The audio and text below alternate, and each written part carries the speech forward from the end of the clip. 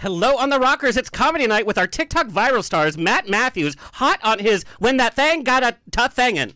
I didn't even say that right. On his tour that's selling out across the globe. And our guest co-host, Allison Reese, coming back to On the Rocks, best known for her Kamala Harris impression. And me, no impressions. Just an alcoholic. Your favorite host with the sassy most. Raise a glass as the drinks begin. It's On the Rocks.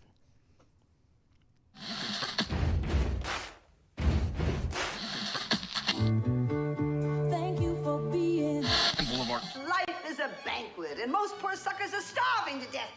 I'd like to propose a toast. This is On the Rocks with Alexander, where I drink with your favorite celebrities as we talk about fashion, entertainment, pop culture, reality TV, and, well, that's about it. So pop a cork, lean back, and raise a glass to On the Rocks. Fasten your seatbelt. It's going to be a bumpy night.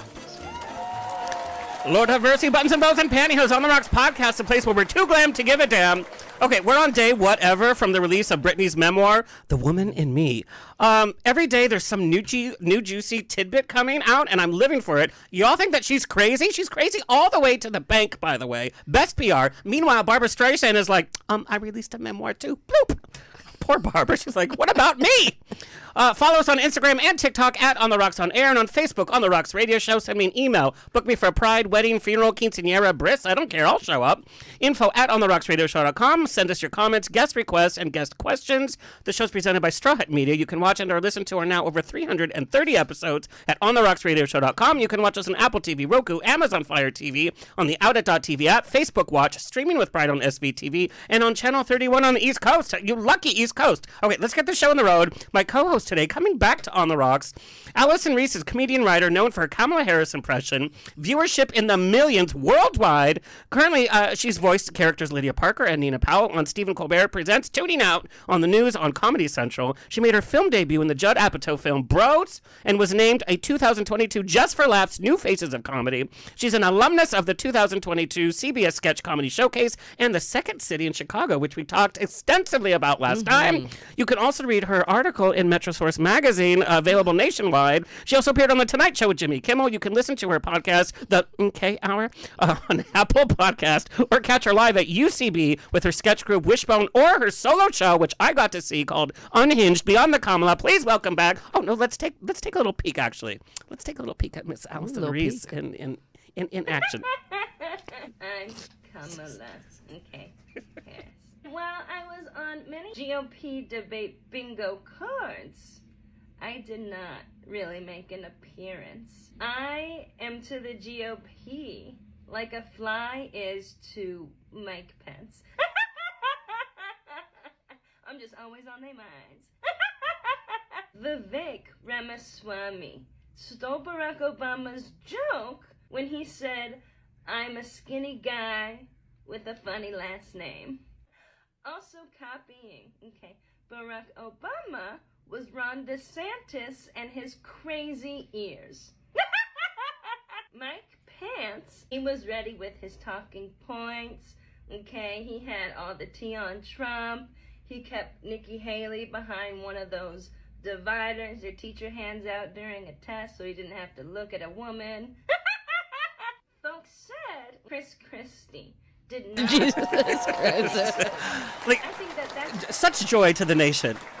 Such joy to the nation. It's so important. Now, I had the benefit of seeing your one-person show at Upright Citizens Brigade. Yes. What I marveled at was, number one, you came out and you put on all the costumes for every character on stage all at once in front of the audience. Yeah. Yeah. That was incredibly, that was a choice. It was hot. It was a hot choice in every sense of that meaning. It was sexy and the temperature was insane. Well, I did get a little turned on when the hot dog costume came out, by the way. That hot dog costume? That's what the reviews say, is the hot dog costume is so sexy. Yeah. It's seen a few things. Look at that. It's seen a few things. It's had its time. Yeah. It's had its time. That's like one of those hot dogs you get in New York City, and you're just like, oh, that's a hot dog. You've been through a lot. But I want to know, obviously we know you for your Kamala Harris impression. I know your other skits on social media, but like seeing it live is a whole different beast. And we're gonna talk to Matt about transforming that kind of work from social media to the stage because there's a craft to it. Now, your audience expect a full Kamala Harris show. Yeah. She made a brief appearance. Brief. Yeah. But I love that. Do you ever feel like everybody's like, okay, do that, be that one thing? And you're like, I have this whole library of comedy. Yeah. It's so interesting you bring that up because I feel like it depends on the person where they're coming from. If there's somebody who's enjoying my TikTok, a lot of fans, they're going to want to see the thing that they know me for. But a lot of the comedy community is like, oh, that's the thing that just you blew up with. And so it's very like, yeah, what's you have all these other things. So that's funny. It really depends, I feel. What's funny, because like SNL, we know a lot of those actors came with characters they developed through improv, such as Molly Shannon and Mary Catherine Gallagher. That was born from improv. The cheerleaders with Sherry O'Terry. These were all things that they brought with them and cultivated on the stage. Yeah. Let's talk about the reality, because you and I have some pretty, it's like, we're in LA. It's like, rent's a lot. Yeah, rent's a lot and it's due. So when we take the success of TikTok, what are some of the realities of transferring that kind of success overall? Because you just came from an audition. It's hitting the pavement. It's not just like, look at my millions of views. Now life is great. Now my rent's paid for all of a sudden. Yeah, no, that's the equivalent of getting you to the door and you still have to like make it through. All on your own, all on your merits, all on your talents, all on your skills. So yeah, TikTok is a really, really wonderful way to like get out there, and it's a good equalizer for that. To just all of a sudden, a lot of folks will have a lot of attention, and then you have to, back it up with all the other things you're doing, and a lot of it, luckily, can translate. But it doesn't always, and it's like having the wherewithal to know when it does and when it doesn't, and like knowing the lane in each medium that you're doing. Well, and pleasing your fans. I mean, obviously, I love your Kamala. I'm like, every day I'm like, do it again. But I also love your other characters so much as well. And I think you do a really good mix of your music. Your music is a whole other arm of that, which I got to see at the show. And it was hilarious. So I think you do a good job of like mixing it all up. Thank you. I think it's important to have a mixed bag and to do different things and to like really embrace the creative within yourself and like try new stuff out for sure. Well, we're going to talk to somebody that has mastered that kind of transfer. Oh, yeah. I mean, all around the nation, now announced going internationally, by the way. Amazing. I wonder how Alabama humor is going to be in England. They'll be like, that was mighty good. Let's bring him on. Matt Mathews, a man of many, many trades, farmer, photographer, author, comedian, social media star, and sassy pants. During the pandemic, he skyrocketed into social media stardom through his hilarious TikTok videos centering around his daily life on his very real farm in Alabama, earning him 4.1 million followers on TikTok, and it's growing every day, and over 1 million followers on Instagram. His first video, which he posted just on a whim, and we're going to talk about that, got 12 million views. Amazing. Do you know how many TikTok stars right now are like, what? You better hide your address on your farm, girl. People really engage with him because he's hilarious and he's sassy. And the fact that it's farm life. It's like, what do we know about farm life, which we're finding out?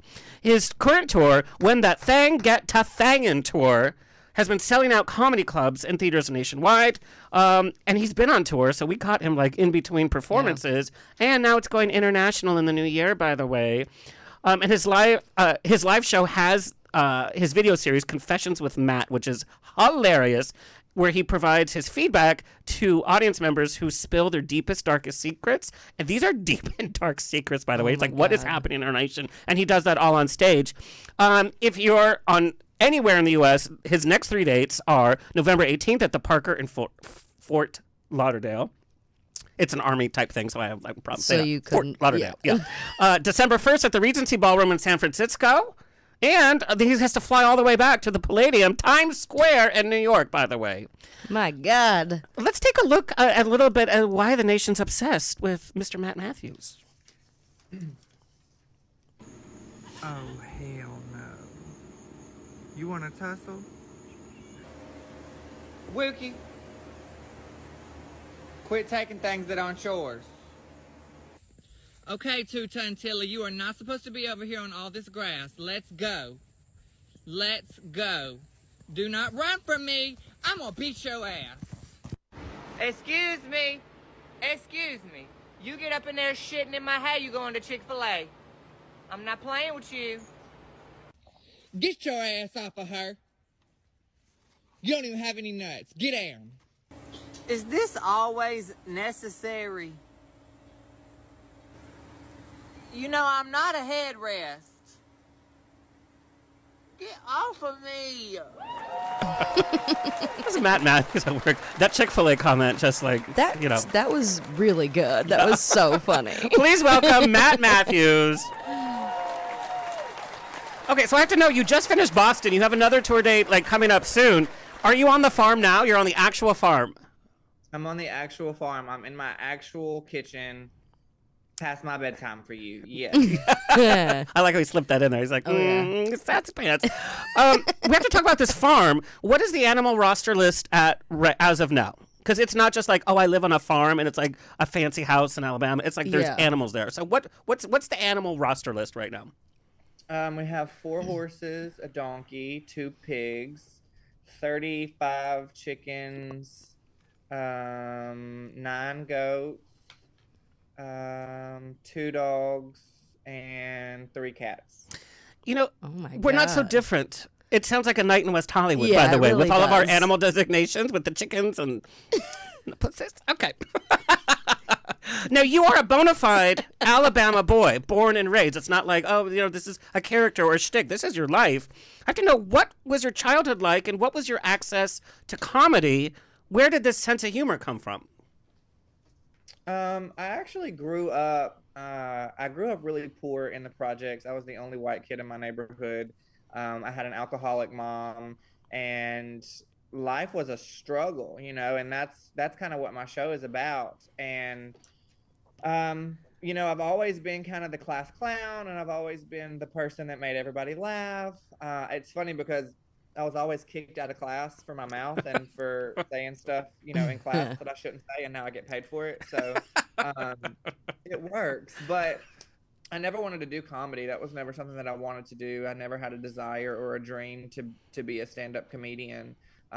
It literally just fell into my lap, and it just took off. It took off in a way that I never expected it to, and it hasn't slowed down. So I'm just riding the wave. I don't know what I'm doing. I'm just up there running my mouth, you know. And I don't really consider myself to be a typical stand-up comic. I don't really set up the punchline and do all those things. I tell stories. You know, I just tell my stories of what I've gone through, or what I'm doing, or, you know, whatever the case may be. I just tell a story, and it relates to people, and I think that's what has been so successful about it.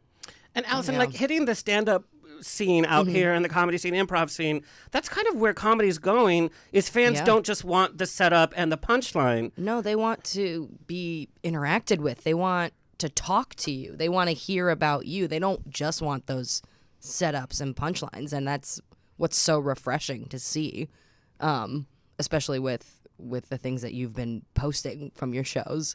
It's nice to see somebody like engaging with their audience like that. Yeah. And I'm going to be really honest. When I watched your footage from your Birmingham show, I think it was Birmingham. It was a city in Alabama. The audience responded so well to you. And me as a gay boy, I know the things I went through being sassy when I was younger in Orange County. I can't imagine, and we have these assumptions. Obviously, you know, I'm not entrenched in Alabama culture. I could be making very ignorant assumptions, as most Americans do. Well. Quite well. But growing up sassy, and your audience responded so well to you. You know, your sexuality, you talking about sex, you know, playing with the audience. They loved you. But how was that experience growing up in this kind of environment? And again, I'm making assumptions that it must have been difficult for a little gay boy to be around Alabama. I mean, it definitely was. It had its challenges for sure. I don't think anybody can say that, you know, they grew up gay and they never had any struggles. Especially being in the South. Yeah, of course I was picked on in school, or like people would say stuff to me in school, or the jocks would be like, oh, you know, are you gay or whatever.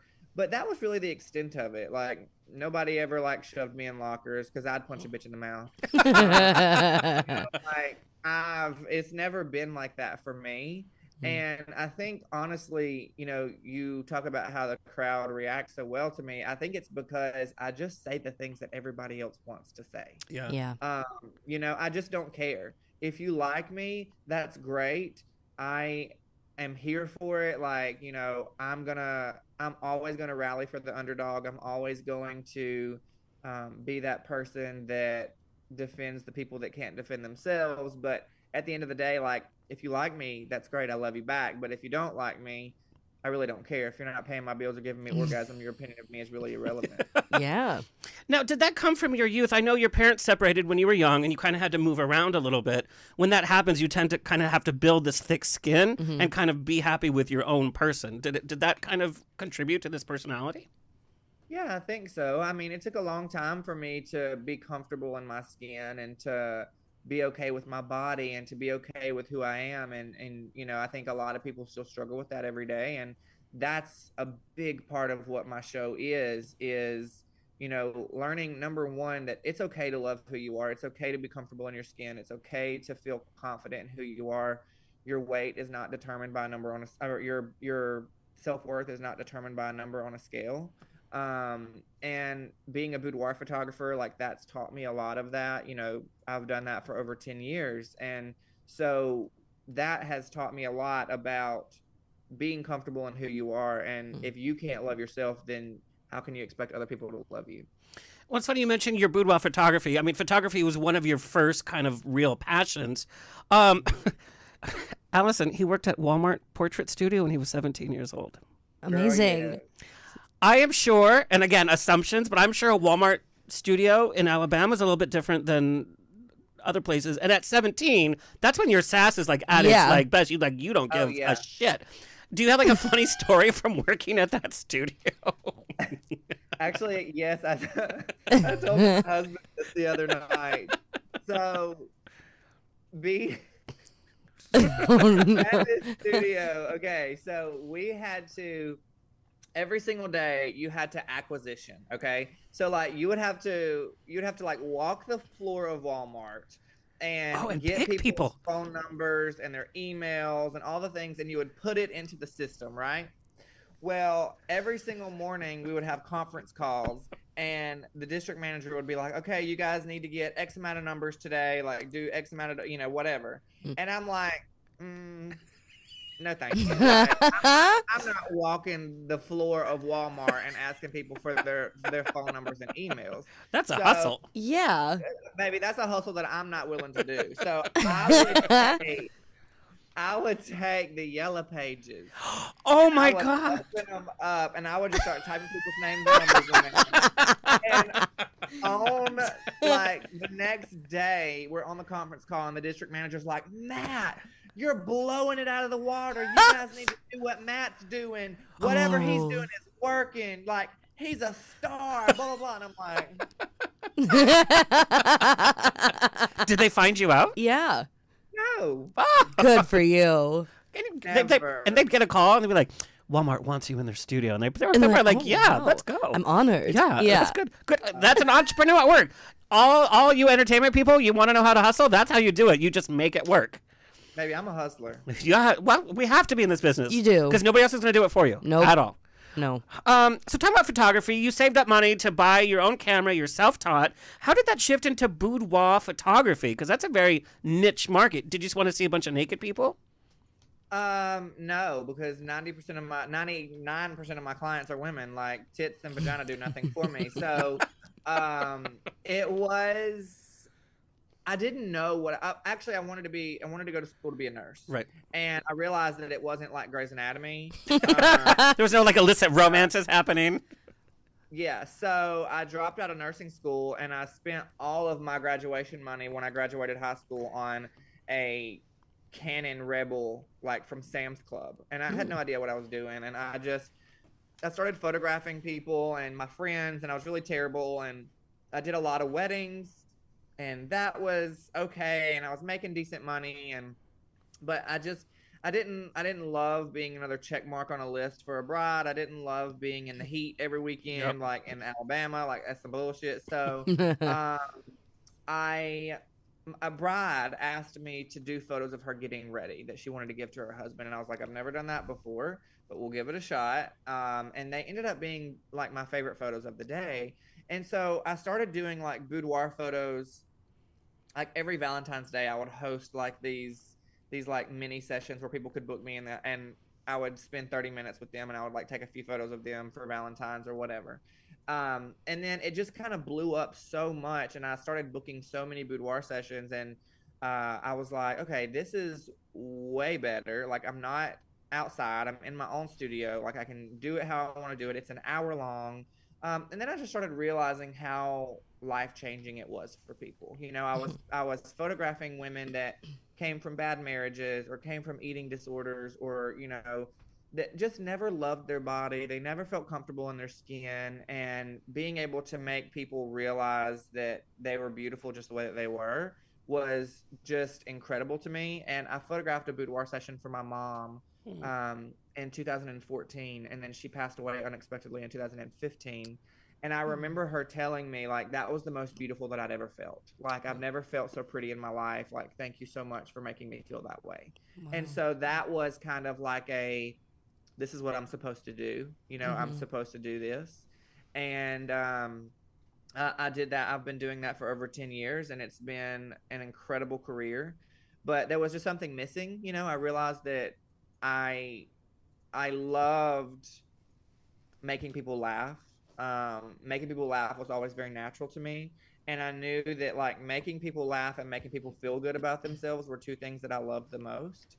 And so it just kind of turned into comedy. And I always knew growing up, you know, I was like, I was going to do some sort of entertainment. I didn't know what it was, you know, like when I was a kid, I wanted to sing, you know, so I would set my teddy bears up and I would perform for my teddy bears. You know, like, music was always something that I did. I played guitar and I played piano and I wrote music, and I did all that growing up, but I never pursued it because I never thought I was good enough. And then comedy just fell into my lap, and it just kind of took over. Do you think music might find a way back in via comedy? Yeah, so we've actually talked about my manager actually works for Epic Records, and she was like, Matt, you have such a great voice, you need to start singing more. And I'm like, ever since I have gained the amount of followers that I have on the internet, I've never posted myself singing for 8 million people. You know what I mean? So I'm like, never done that. And so I finally, one day I was like, all right, fine, I'll do a cover. And I posted it, and everybody was like, oh my gosh, this is so good. And so I was like, okay. So the next show, we're actually talking about doing a variety show. Oh, I love that. Amazing. My next tour be a variety show and be comedy and music. Oh, beautiful. I want you to do like an X-rated version of Old MacDonald Had a Farm. Yes. Oh, yeah. But you know what I think that I'm gonna do though? You guys were talking about earlier how people follow you for a specific video, or they follow you for something and they expect that. Yeah. And I have been like put in this box of farm chores, and everybody's like, oh, that's the farm chore guy, that's the farm chore guy. So they come to my show expecting farm chores, and I'm like, how can you talk about a farm for 90 minutes on stage at a 3,000 seat theater and it be funny? You know, like, it's not. And so a lot of the times I'm very, very lucky and grateful that I got a little bit of some kind of humor in me, because these people are coming to my shows and they're like, oh my God, it was incredible. It was so funny. I never expected that. We got to see a different side of you. But there has been people that are like, I was expecting farm chores and this was like really raunchy. And I'm like, I don't kumbaya with my chickens. Like, I call them bitches and hoes. So yeah. So what were you expecting? Yeah, and I saw that comment. Somebody's like, oh, you know, you're so much more wholesome on social media than on stage. It's like, where would you ever get that? Yeah, Where? no. Like, where? Tell me where. That doesn't make sense for anybody seeing a comedy. That's like being like, oh, your Comedy Central special is so clean and edited. It's like, well, this we is played at live. Thanksgiving. Yeah. Yeah, and I'm a 3-dimensional human being. Yes, like that's what I tell people. I'm like, there's so much more to me than just farm chores. And you know, somebody said, they were like, yeah, but that's what made you famous, so you need to, that's what we love the most, so you still need to give us that. And I'm like, I do still give you that, because I have to feed my animals, you know, like, that's not a skit. It really, that's it really life. is me. Like, you know, the robe is me. Like, I literally wear robes every day. Like, I'm not putting on clothes to go feed all those animals. So I just put on a robe, and that was me way before the internet. my friend literally just filmed it and we posted it one day and it blew up. So I was like, well, if it makes people feel so good and they like it so much, I'll just keep posting it. But it's not a shtick and it's not fake. And you can ask my husband. He's like, could you put some clothes on? Like it's totally real and it's totally authentic, and you like it or you don't. But that is a definite skill to be able to bring a show to stage, because Yeah. we know a lot of TikTokers and they can do that a minute thing, and now TikTok is saying do longer videos, by the way. Did you get that? Yeah. I'm like, Oh, yeah. wait, what? We just changed our lives to live under a minute. Now you want us to anyway, but that's another story. But not many TikTokers that are known for that one thing know how to do other things. Yeah, or how to pivot. I'm not disparaging TikTok stars at all, but no. it is a definite other skill to be able to captivate an audience in a different way, because it's not just a minute, it's 90 minutes. But I think Matt, and I think this is with you, you have such a good chemistry with the audience. And when we see a celebrity, we want to hang out with them. Yeah. That's why like OnlyFans does so well. That's why behind the scenes stuff now does so well. We want to hang out. We want to feel like we're hanging out with you. Yeah. And your show is literally that. Just go to your YouTube channel and audience can see you're hanging out with us and you're having stories. Yeah. We're joking about the same things, like you said, we all want to talk about. And I feel like with you as That's what well. I literally Yeah. say in my show. Like I say when I'm on stage, yes, I'm performing, but I am also. I want my audience to feel like we're best friends and we're just having a conversation. Yeah. Like yes, I have a set, absolutely, but my set relates to people so much, and the crowd work that I do. That's what people love the most is the crowd work, because they want to be involved in the show. Like they want to feel. People want connection. Yes, they want to be a part of it. And so that's the biggest thing people have said to me is I feel like we're best friends, and I really connected to your show. There's so many people that have come up to meet and greets after the show literally crying because they're like, my mom was an alcoholic and I grew up poor and I had the same issues, and like your show just made me realize that I can heal and move forward. My show is very, like I said, I don't really think that I'm a typical stand-up comic. My show is funny, yes, but my show is also inspirational and it is uplifting, and I want people to come to my show and leave with something that they didn't have when they came in. But isn't that the heart of all good comedy? It has to have sincerity. Yep. It has to touch you other than just laughing, because it's not a sitcom. It has to have a different element. Yeah. Like your character, the coffee shop character, we laugh right away, but then we're like, oh, these are the themes that are going on, and it becomes a whole experience. Yeah. But Matt, I have to say, with you not having any previous like big theater experience or having done the comedy club circuit, your one-liners back to what's happening to you live. You're not going to your script and being like, okay, this isn't what I know it's funny. Like a woman brought a pizza box to your show, and you're like, oh, it's Papa John's, not Little Caesars. I'm Little Caesars because I'm hot and fresh. It's like, that was like this. You can't teach that to somebody. No. Yeah, I think that is something. Like I said, I never wanted to be a comic. Like stand-up was never something I wanted to do. Okay, like ever. I never even dreamed. Not one single day in my life did I say, oh, I want to do comedy. Never did I want to do that. But I feel like when I'm on stage, it's the most natural thing I've ever done. Mm-hmm. Like when I'm on stage, I don't have to think about it. It just comes out, and it's funny because you guys were talking about how, TikTok star. I number one, I hate being called a TikTok star. Most TikToks. Wait, I have to say this. Most TikTok stars, and I can say it because I'm not one. Most TikTok stars hate being called TikTok star.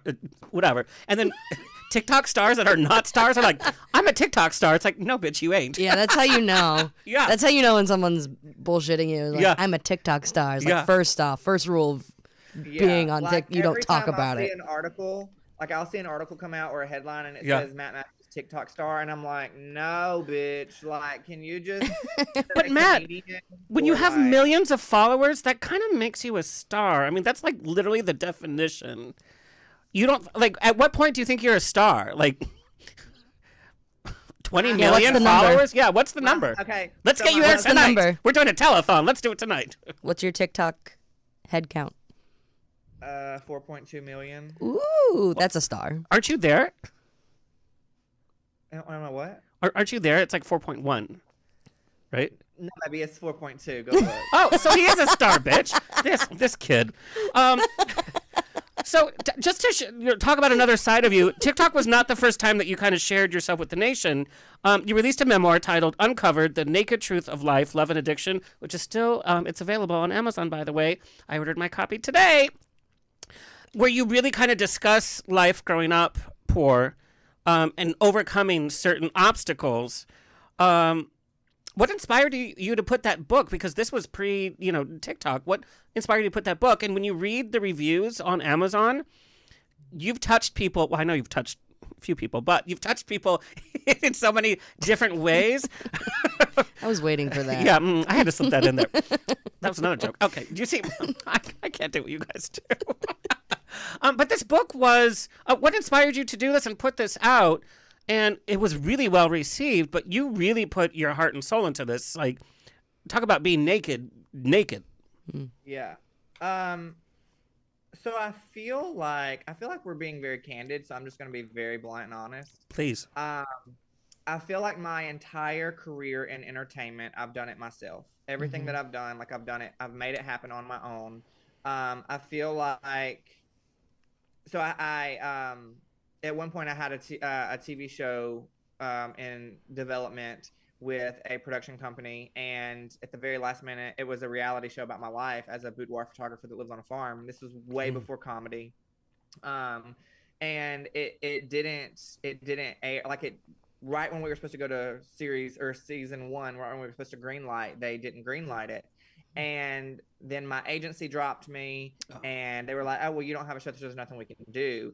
And so I was like, I'm always that person that I'm like, if you tell me that I can't do it, I am going to do it, and I'm going to take pictures of it just to prove to you that I did it. I love and that. So when they didn't greenlight my show, and then my agencies dropped me, I was like, nothing in my life has been easy. Nothing in my life has ever come easy for me, besides comedy. Literally, this tour, baby, I don't know how I sold this tour out. I don't. Like, I really have no idea. I've been doing comedy. I've been doing stand-up for literally a year.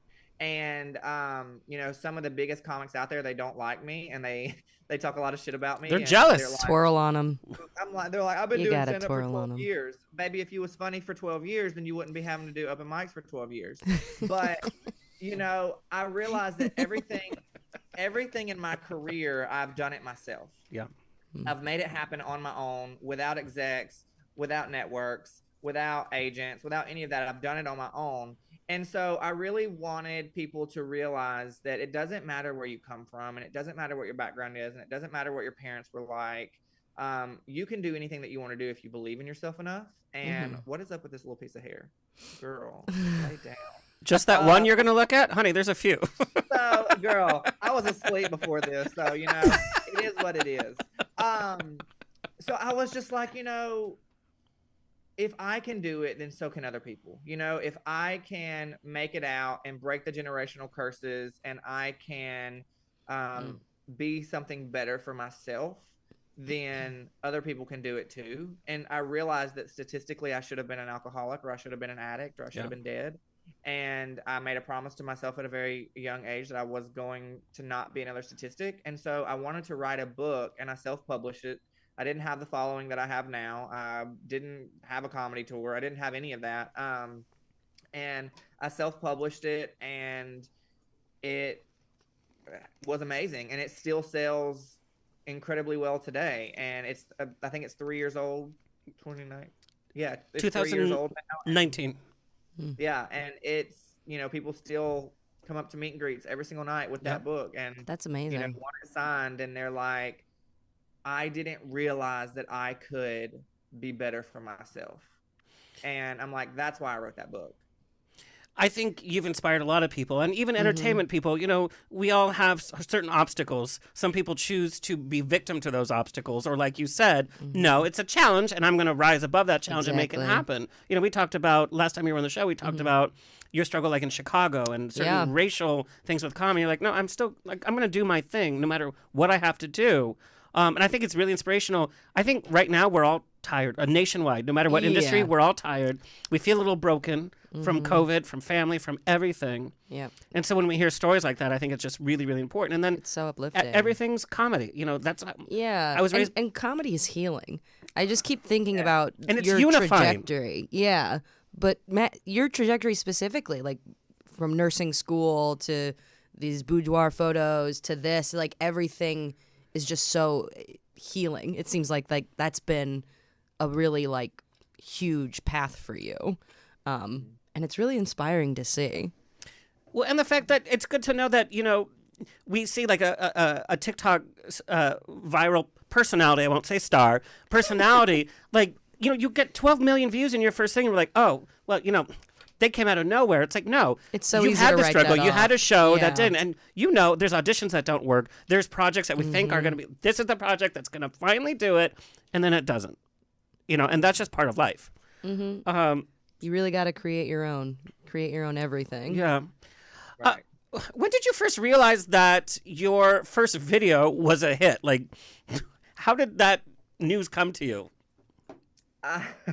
I was like, actually, I was riding one of my horses, and my phone just kept like blowing up, and I was like, what is happening? And so I looked at my phone, and I'm getting like all these notifications, and I look at my TikTok, and I have like 500,000 followers, and Jesus I was like, what? Christ. Wow. Like, what is this? And that video just kept going up, and it kept going up, and it kept going up, and it kept going up.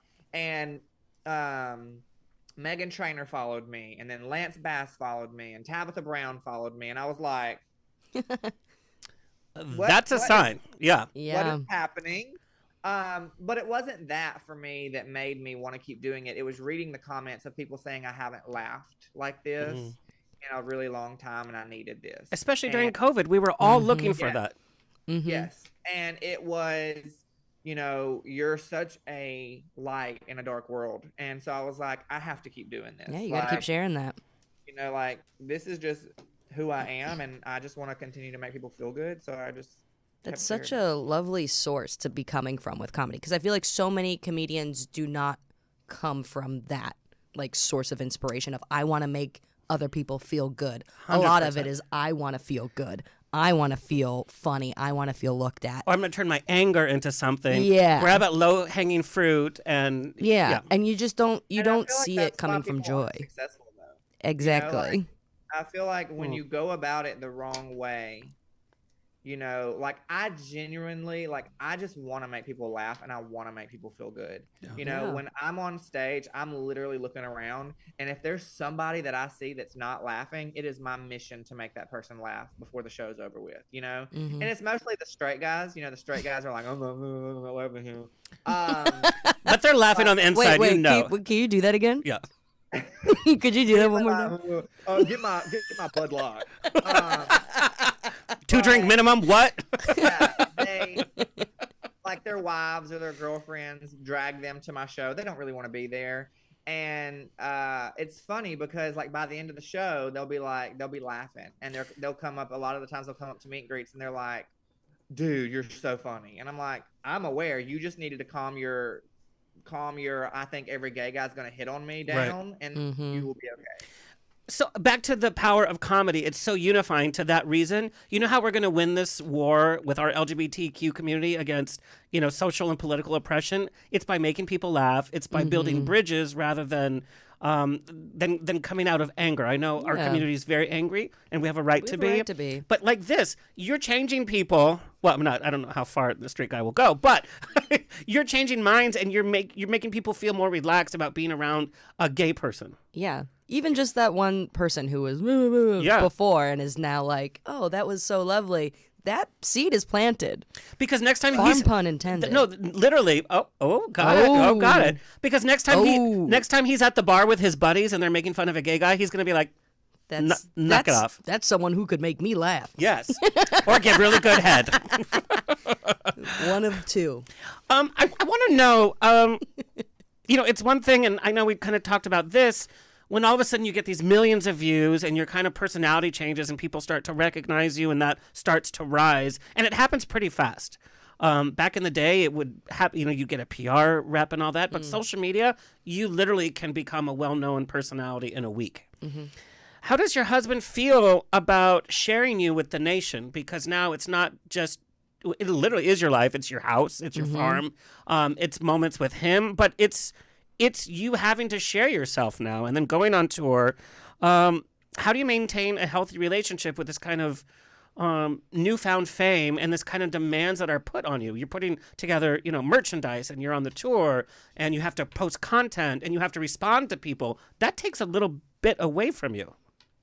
It does. And to be quite honest, I haven't handled it very well this year because it happened so fast, and I was like, oh, I have to respond. I have to, I try to respond to messages, and I try to respond to comments, and I try to, because my fans are the reason that I'm here. Without them, none of this would be possible. Right. So I try to have connection with them.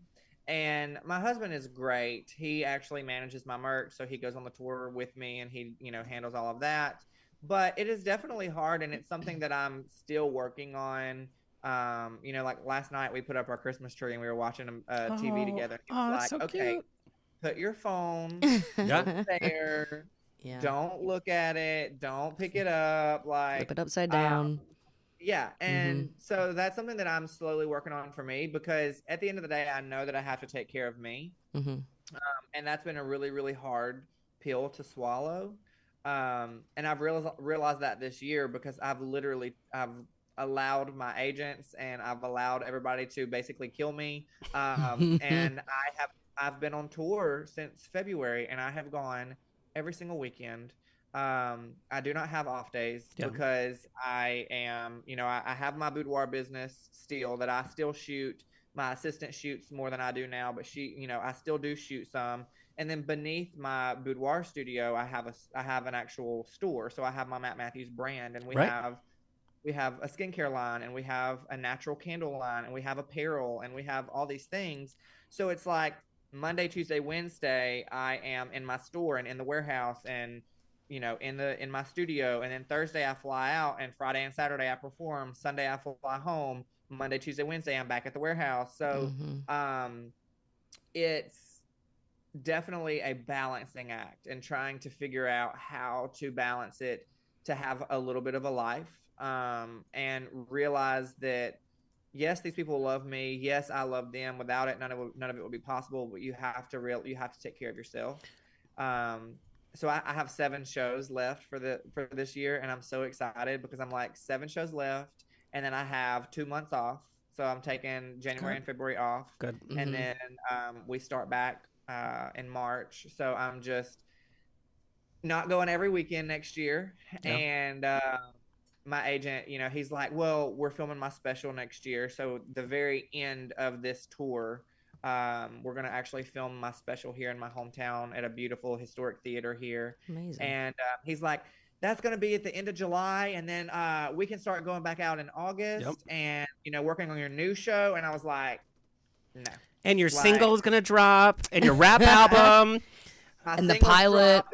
All the things. Well, but that's not even funny. Like, the network's going to call and be like, okay, here's your pilot. It's going to be the Simple Life sitcom, and Catherine O'Hara's your mom. Like, that's what it's going to be. But when you get to that point, and about this too, it's like, it's hard to say no, because that experience is here. And it's so hard to say no when it means paying the bills, when it means going up the next level and the next level and the next level. But it's like, at what point? Like, and I have to tell our audience, you're being very gracious with us because you are just not feeling well, because you just went from city to city. He woke up for this interview. He's going to go back to bed. So thank you for that. But that's your body saying, you know what? We're kind of done. Yeah. We need to rest. We need to sleep. Yeah. But it's that fear of missing out. It's that like heartbeat. When you're in FOMO, business for yourself, when you put your phone, it's like, am I missing out on a deal?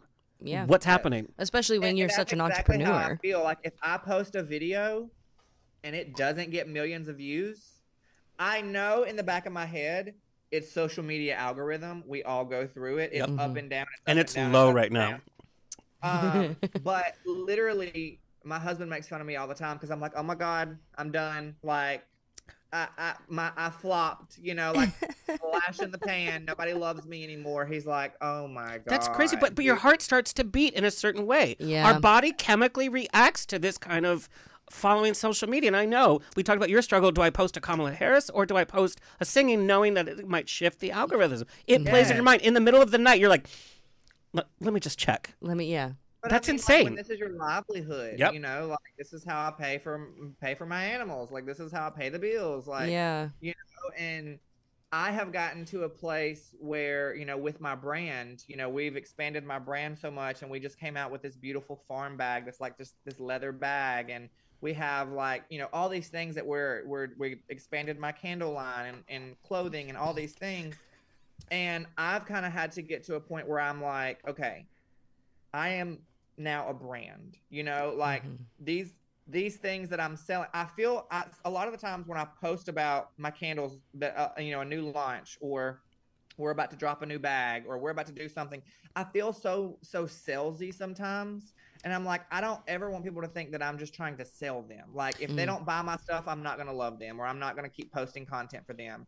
But you still have to pay the bills at the end of the day. Like that's the reality. But at the same time, it's like, that brand is my job. Like I'm not just like an MLM. Like buy my skincare. Like no, yeah, like, the stakes are high. Brand. Yeah, like we have to just like Target.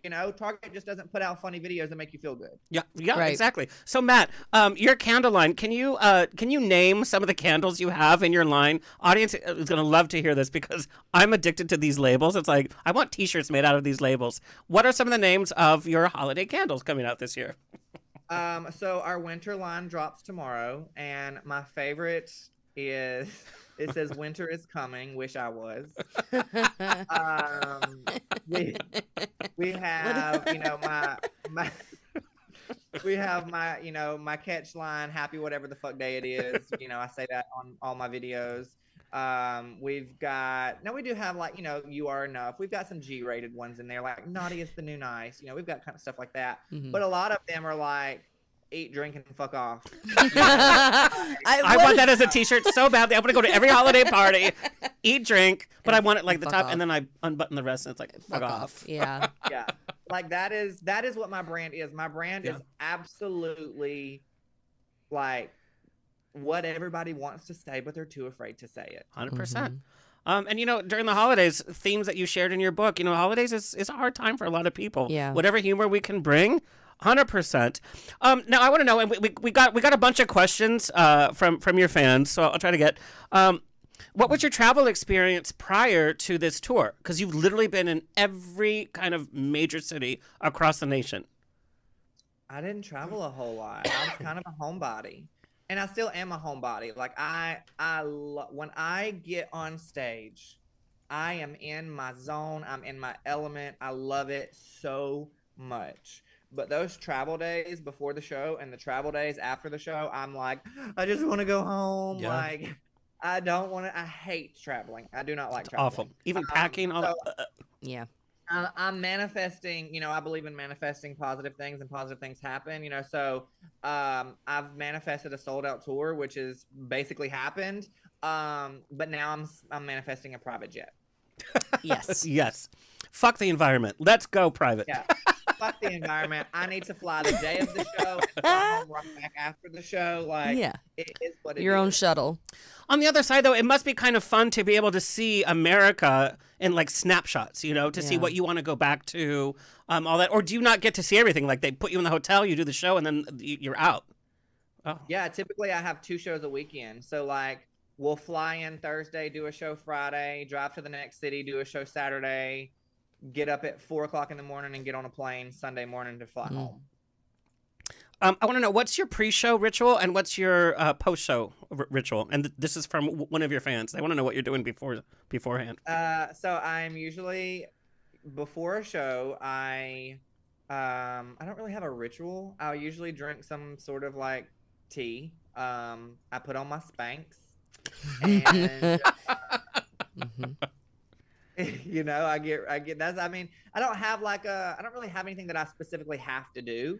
I usually just like to relax and chill out backstage, and then as soon as the shows are over, I usually have about 10 minutes to go off stage, get to the dressing room, have some water, like sit down for a few minutes. Then it's meet and greet. Right. As soon as meet and greet's over, the Spanx are off and the sweatpants are back on.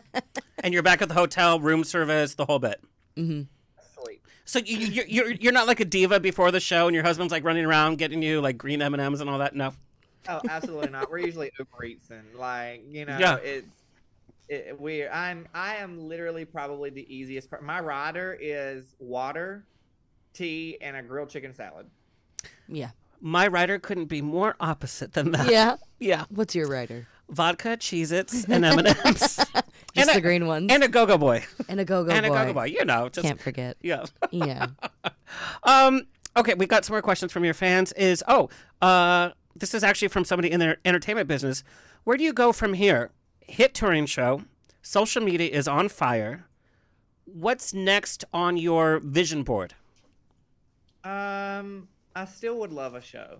I think that a show has always been one of my dreams, because if you think about it, like, first of all, everybody loves to watch reality TV, but it's always drama and it's always bullshit and it's always just fake and stupid. And people are so sick of that. People want to sit down and they want to laugh their asses off and they want to feel good, and you just don't get that. These execs, they're still putting out the same stuff over and over and over and over and over. I'm like, we've all seen The Dating Show. We've all seen Jersey Shore. Like, let's do something else. Yeah. And the fact that I am a gay guy that lives on a farm and does farm chores in my robe and cusses my animals out, but then goes and photographs beautiful people and shows them how beautiful they are and shows them that weight is not a number, and then travels the world and fills theaters and makes people laugh. Like, it is just such a dichotomy that you would never expect, and so I'm like, when my show didn't sell, I said, I'm not going to push it. Like, if it's meant to be, it'll be. If it's meant to happen for me, it'll happen for me. So I don't push it anymore. I'm not like out there seeking it. But if it happens, and it was meant to happen. And if it doesn't happen, it wasn't meant to happen, and there's something better for me. Would you be interested in like doing a sitcom? Oh, absolutely. Yeah. Yeah. Yeah. I remember when Simple Life came out, and the magic was like having LA come to, the outskirts, and it was so fun, and there was no drama. It was just funny, and that was the whole thing. I mean, People say that all the time. They're like, you're basically like The Simple Life, but funnier. And I'm like, I'll take it, because that show was funny. And then adding the mix of having you in other cities, that you might not have visited and all that, that adds like the Kathy Griffin type element where we see behind the scenes of like what really goes on. Yeah. Okay. We better trademark something tonight. I can see it. We'll have it pitched to you in the morning. Okay. Another question from one of your fans. Now, with the glitz and glamour of a tour, does moving to a bigger city to further your career appeal to you? No. Oh, interesting. That's sincerity, because I'd be like, bye. I travel. I've always said I'll travel for my career. So, if I have to go somewhere to film something, or if I have to go do something, like in California or whatever, like, I'll do that all day. But I don't want to leave. I'm never going to leave my farm. Like, this is my happy place. This is what brings me joy. My animals, they keep me grounded. They bring me happiness. And so I could never live in a big city. I don't like people enough to live in a big city. Me neither, but we still do. Yeah. So I'm like, I'm going to stay right here. I ain't going nowhere.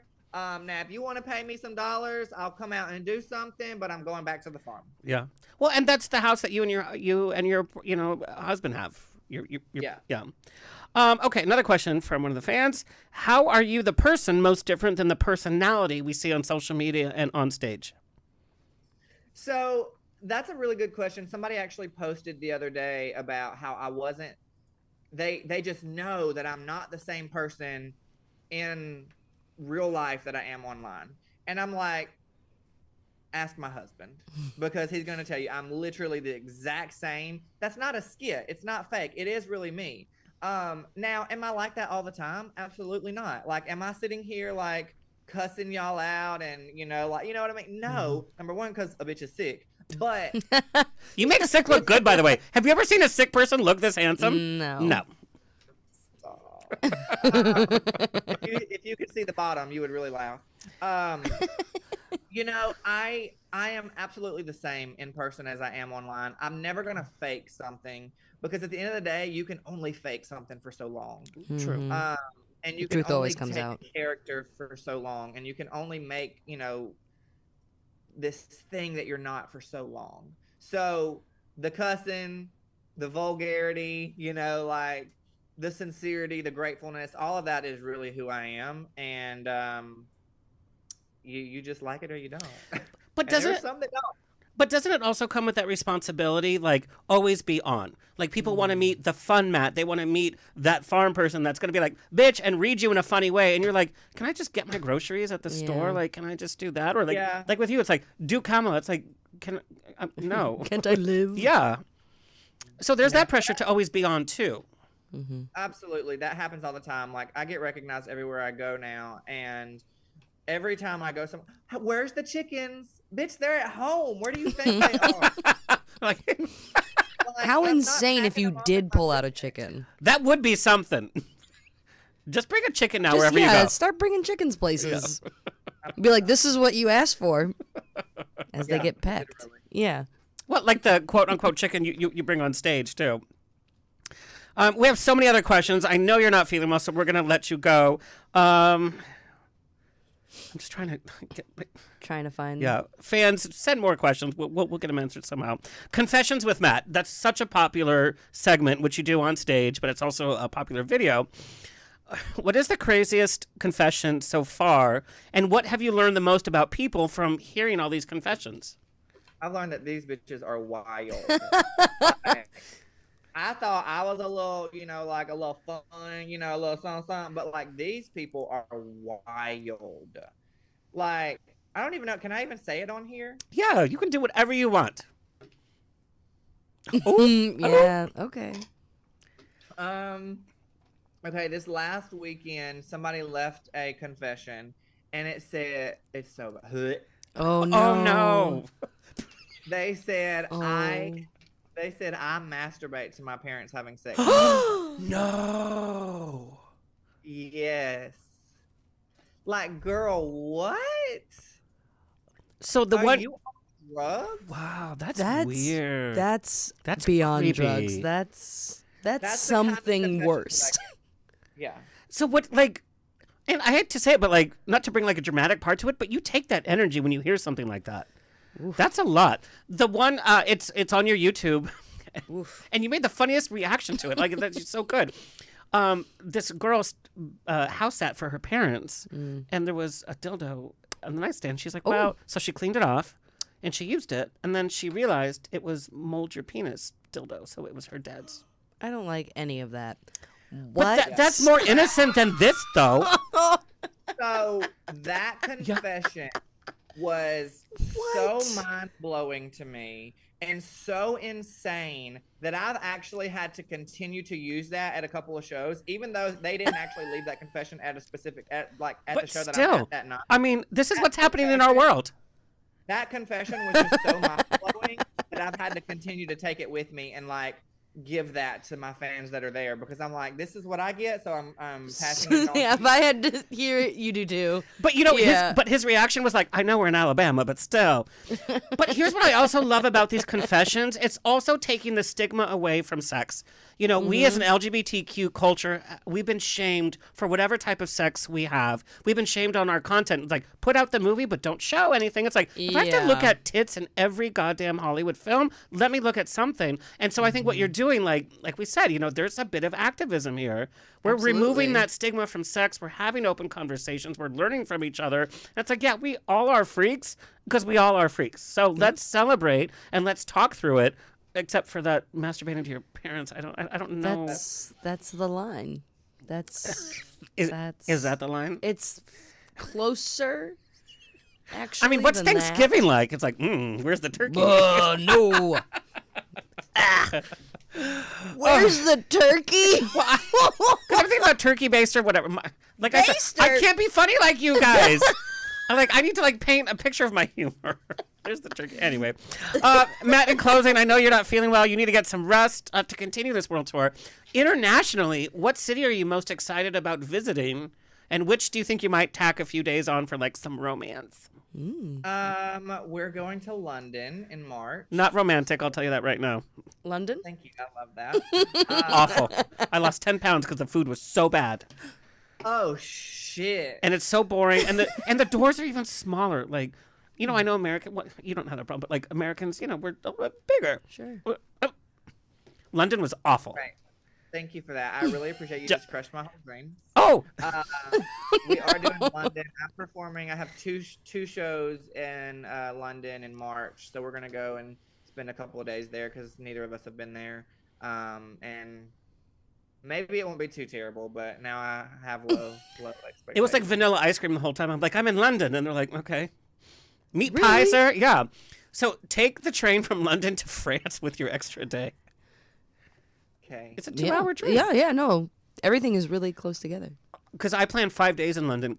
I thought it was going to be magical. We were ready to go after day 2. Really? And I hate to crush your dreams. This is the reality. Food was shit. People were shit. It was boring. Look at that big clock. I'm like, okay. Okay.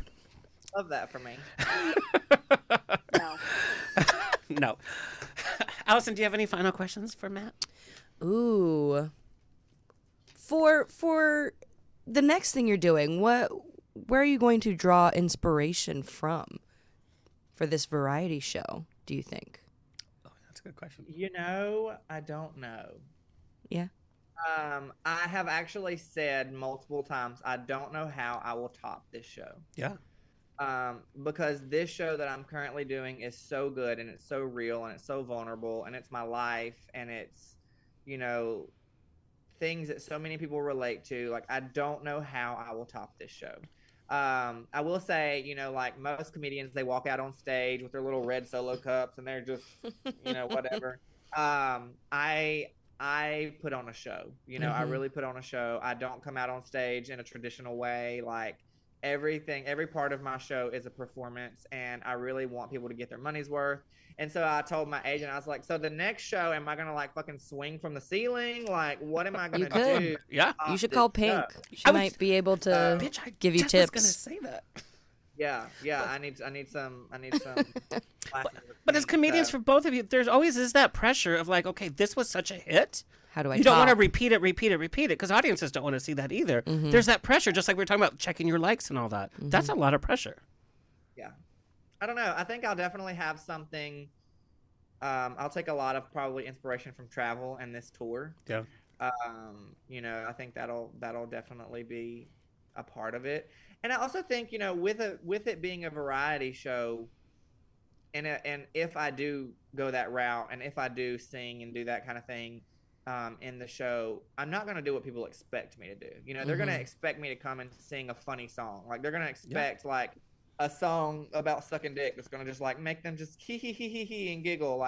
I think that I love the dichotomy of this show of how they go from laughing their asses off to literally crying because they're like, I so relate to that, and that's so real, and it's raw, and it's vulnerable. So I kind of want to make them laugh their ass off and then sing a ballad that is not funny and make them feel like they're bipolar and they have all of the emotions just all over the place.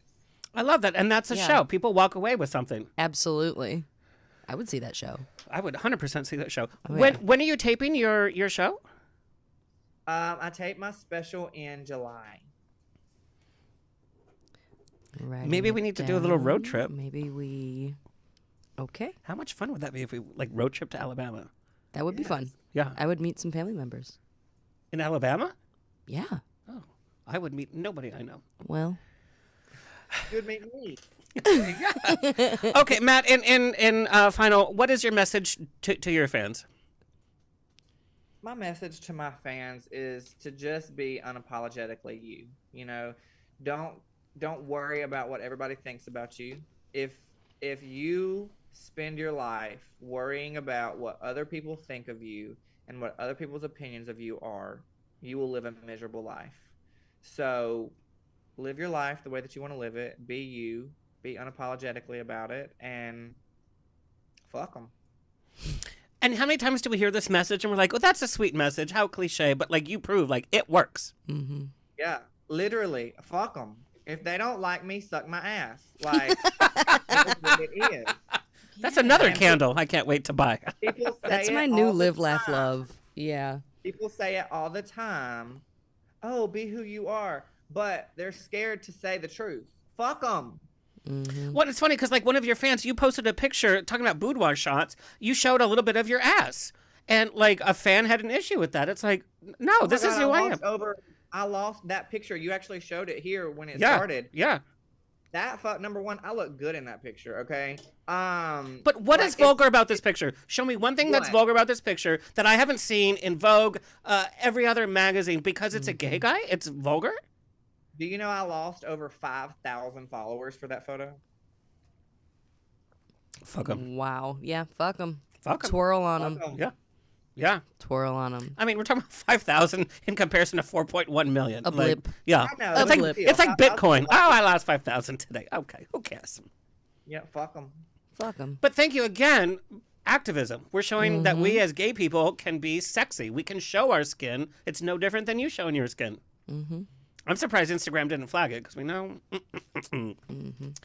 All right, Matt Mathews will be at the Parker on November 18th in Fort Lauderdale, the Regency Ballroom in San Francisco, then flying all the way back to Palladium Times Square on December 16th.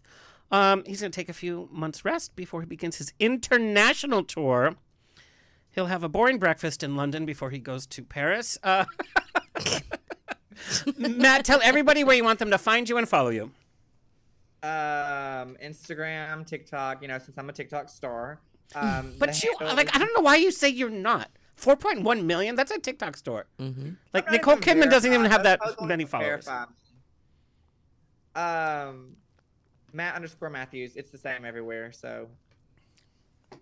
Amazing. What is that? Oh. Oh, that's the That's the farm bag that bag. we just dropped. Oh, God, that's beautiful. yeah, but I'm talking about the backpack with the chickens on it. And I love that Oh, they made a kid-friendly version of the backpack so you could take it to school. Oh. yeah. Yeah. I love that. Yeah. And your candle line, perfect.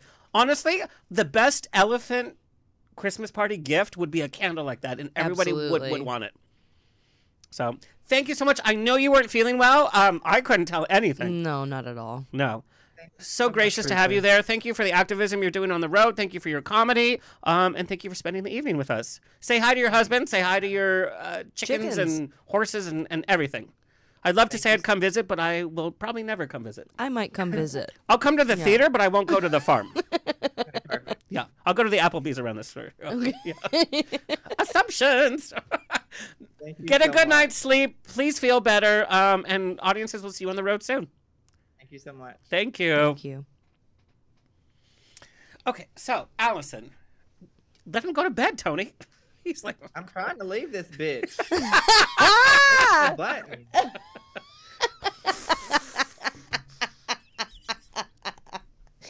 you know, he's going straight to bed. By the way, Oh, yeah. yeah. Oh, yeah. So I have to know, like, we're talking about the struggle, like being TikTok and like sold out show, and you and I sit and talk about your career. It's like, okay, is it because we're in LA that it's just not easy?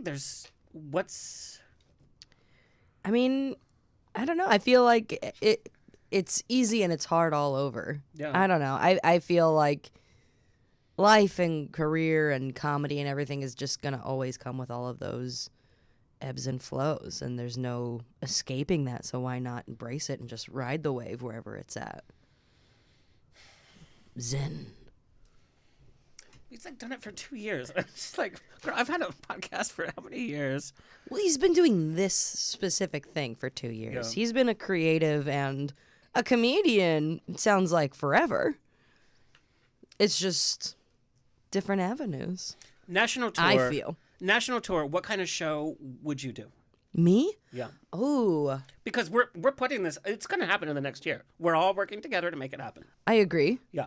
I plan to go to the Midwest this spring, but I think national tour for me it looks unconventional. It looks like somewhere between like Adam Sandler's kind of stand up to, you know, a sketch variety hour to a lot of music. I feel like it's... Your music's so good.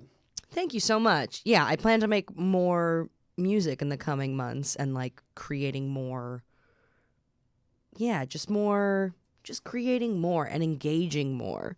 I feel like that's a big part. I really identify with a lot of what, you know, Matt was saying with you want to connect with your audience. I start off every show with, you know, this is a conversation, but a conversation where I'm the only one speaking. And yes. Yeah. And I feel like that's missing in a lot of things. I mean, what I love is that you invite the audience. So like, you know, I talk about you putting on all the outfits. And that's letting the audience be part of the show. Absolutely. And that's that. And you do communicate. And then when you came over to me, I was like frozen because I was like watching the show. And there is video of it. Please. Was there video of the person that works there that doesn't know their own stage that like fell down during? No. Oh my goodness. My friend and I was sitting in front of you. We laughed so hard, and tears were coming down because it wasn't funny. But when somebody falls down, it is funny at some level. I mean, it's like you work here. How do you not know? Well, okay. In that person's defense, they just put stairs in there, so that I would have fallen also. Because they did this whole grand thing with the arm. I'm like, you're not in the show, bitch. But you had eyes on him. I would have done the same. I would have said, you know what? This moment. Let's embrace it. But there's a magical energy when you take the stage. And you don't present, you perform, which... So each of your characters are so different that I lean forward to you know, to get more involved. I like that. And I want people to feel invited in. And I keep going back to the coffee shop song, but that's so indicative of the humor because it's like, okay, this is funny. It's Jewel, we're making fun of Jewel. And then it's like the lyrics... And then we're going in. Deeper. Yeah. And then your character gets a little bit more and more carried away. And it's like, I'm there for that ride. Yeah. You made me laugh the whole time, and you've commented on all these themes. Yeah. Actually, the night that you came, I had only had like a first verse in the chorus written for that. And I had kept it so short. These talented people, I just don't understand. But the I night have like that, a script the here. night that you came, I was like, oh, I'm going to add 2 verses. This needs to be longer. It's time I go deeper into whatever this person's like mental scape is. I mean, there's a show about that character. Yeah, no, there is. Yeah. Yeah, the coffee house girl. Yeah. Maybe I'll do that. Maybe that's my next solo venture is just that horrendous singing voice. Like, and then you get a call. Singing in cursive. Then you get a call from the vice president. You're like, did you forget about me? Okay. I do wonder if she hates me. Absolutely not. I don't know. She hasn't called me yet. I'm here, Kamala, waiting for an interview. So, you know, I do the laugh with all my friends. So here's to the audience. I shared this last time because I'm such a fan of Allison. I just like act like a fangirl. When we're in a group at an event, and, you know, we have to go to a lot of events in LA. It's like, fake smile, fake smile. When somebody is boring us, we do Allison's Kamala laugh. That means we're out of there. Give whatever excuse. I have diarrhea, whatever. We're out of there. Yeah. But it signals our friends that we're done with this conversation. I was like, can you just do it once? Just once? Yeah. Okay. I just became that person. You did. Yeah, and I'm caving to it. You've pumped me full of vodka.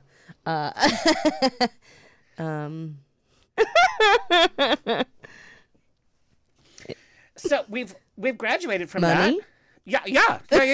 Money I'll now? buy you some drinks later. But we've graduated from that. And so do you know what our new thing is now? What? This is text. So in life, it's the laugh. Okay. In text, it's we did it, whoever the person is too. Amazing. Because your thing is like, we did it, Joe. And it could be like, Joe.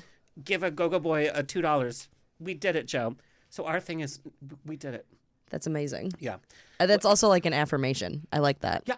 It's positive. It is. It's inspiring, like Matt. We did it, Joe. Yeah. I feel less Matt. inspiring than Matt, by the way. I'm like, oh, his humor is like full of joy and whatever. Yeah, I love that.